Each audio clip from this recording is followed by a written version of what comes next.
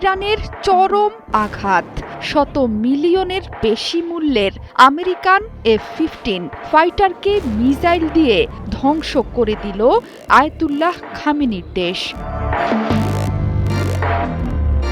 আকাশে উঠছে যুক্তরাষ্ট্রের নির্মিত শক্তিশালী যুদ্ধবিমান F-15। হঠাৎ প্রচণ্ড শক্তি নিয়ে কিছু একটা এসে আঘাত করল উড়ন্ত এই ফাইটার জেটকে।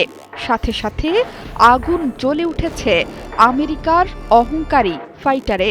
মুহূর্তেই মাটিতে বিধ্বস্ত হল মার্কিন F-15 যুদ্ধবিমান। সামাজিক যোগাযোগ মাধ্যমে ছড়িয়ে পড়া এই ভিডিও এখন যুদ্ধের গতি কোন দিকে যাচ্ছে সেটি যেন চোখে আঙ্গুল দিয়ে দেখিয়ে দিচ্ছে। এই ঘটনা ঘটেছে কুয়েতের আকাশে।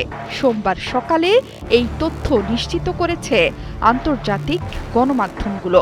দেশটিতে বেশ কয়েকবার ড্রোন এবং মিসাইল হামলা চালিয়েছে ইরান।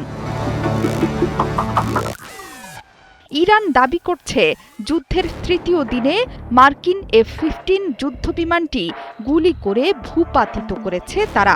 সামাজিক যোগাযোগ মাধ্যমে যুদ্ধ বিমানের ভিডিও ছড়িয়ে পড়লেও এখনও এটা নিশ্চিত নয় যে এটি মার্কিন যুক্তরাষ্ট্রের নাকি ইসরায়েলের F-15 যুদ্ধবিমান। যুদ্ধবিমান থেকে পাইলট নিজেকে নিরাপদে নামিয়ে আনতে সক্ষম হয়েছে বলেও দাবি করছে বিভিন্ন গণমাধ্যম।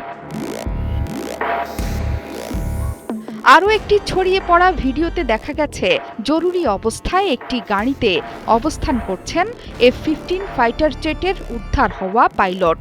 যুদ্ধবিমানটি নিয়ে এখন পর্যন্ত কুয়েত, আমেরিকা বা ইসরায়েলের পক্ষ থেকে আসেনি আনুষ্ঠানিক কোনো বার্তা। মধ্যপ্রাচ্যে চলমান ইরান যুক্তরাষ্ট্র সংঘাতের মধ্যে এই ঘটনায় শোরগোল পড়ে গেছে চারদিকে। কিভাবে শক্তিশালী এই যুদ্ধবিমান বিধ্বস্ত হলো তার সঠিক কারণ এখনও স্পষ্ট নয়।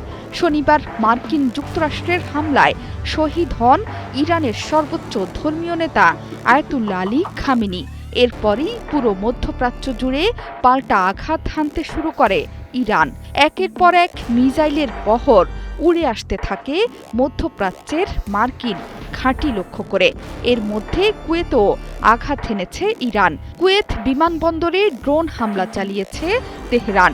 এই ঘটনায় বেশ ক্ষয়ক্ষতির শিকার হয়েছে বিমানবন্দরটি। পাশাপাশি শনিবারই কুয়েতের আল সালিম বিমান ঘাঁটিতে আঘাত হানে ইরানি মিসাইলের বহর। সেই ঘাঁটিতেও বেশ ক্ষয়ক্ষতির খবর দিয়েছে আন্তর্জাতিক গণমাধ্যমগুলো। জোহরা চৌধুরী, সেতু, ৭১।